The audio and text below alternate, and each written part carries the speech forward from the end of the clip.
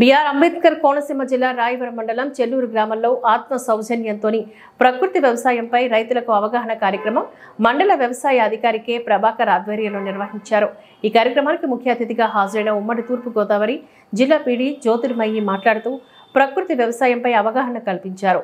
ఆలమూరు వ్యవసాయ శాఖ ఏడీ నాగేశ్వరరావు, జిల్లా వనరుల కేంద్రం ఏడీఏ రాజశేఖర్, ప్రకృతి వ్యవసాయ సిబ్బంది బాబురావులు రసాయనిక ఎరువుల వాడకం, పెట్టుబడి ఖర్చుల నియంత్రణ, ద్రవరూప జీవామృతం, ఘనరూప జీవామృతం తదితర పలు అంశాలపై రైతులకు అవగాహన కల్పించారు।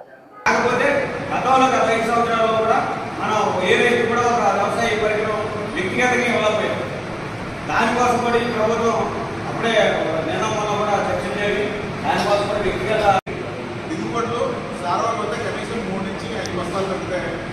అదే దానివల్ల అయితే మనకి 5 నుంచి 7 బస్తాలు దిగుబడి తగ్గుతుంది లెక్క।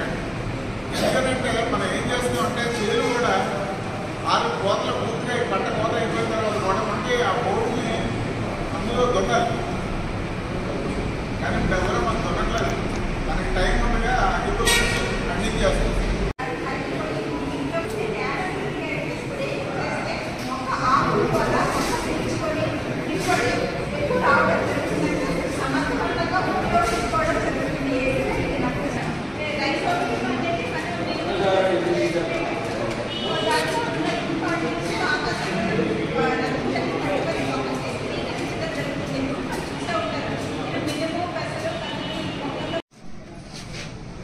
ఏమస్తారని గుడ్లు పదకుండా సొత్తల్ని మనకి రసం పిచ్చి పురుగులు చాలా అరికడుతుంది। ఈ నియమాస్త్రం ఈ ద్రవజీవాలు ఎదుగుదల ఈ ఘనజీవాలు వేస్తుంది। అది వేసుకోవడం వల్ల ఏంటవుతుందంటే మనకి వానపాములు ఎక్కువగా పెరుగుతూ ఉంటాయి। అలాగే వానపాములు ఉండడం వల్ల మనకి యూరియా వేసిన అవసరం కూడా లేదు, ఎక్కువగా వానపాములు అంటే